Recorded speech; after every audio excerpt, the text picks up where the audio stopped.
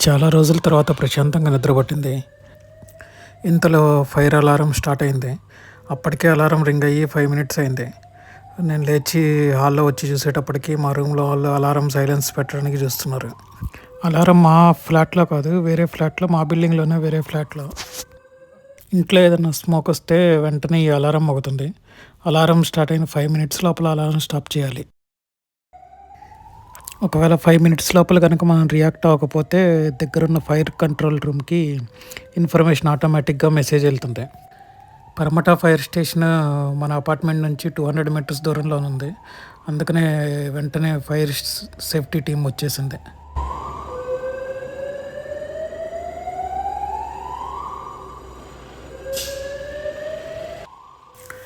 Fire safety team మొత్తం check చేస్తారనమాట. ఇది నిజంగానే గనక ఫైర్ అలారం అయితే ఫర్దర్ యాక్షన్ తీసుకుంటారు.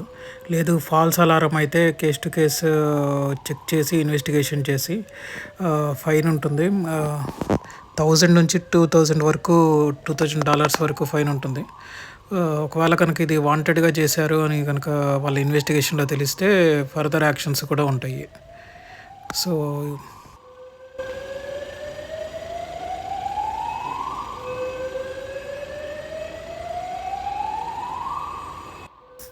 ఇంకా బిల్డింగ్ అలారం స్టాప్ అవ్వలేదు.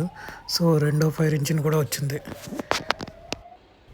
ఇక్కడ ఎవరిని బిల్డింగ్‌లోకి ఎంటర్ చేయనట్లేదు. అక్కడే స్టాప్ చేసేసారు బయటే.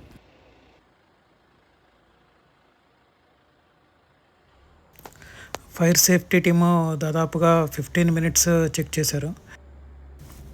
లక్కీగా మేజర్ ఇష్యూ ఏం జరగలేదు.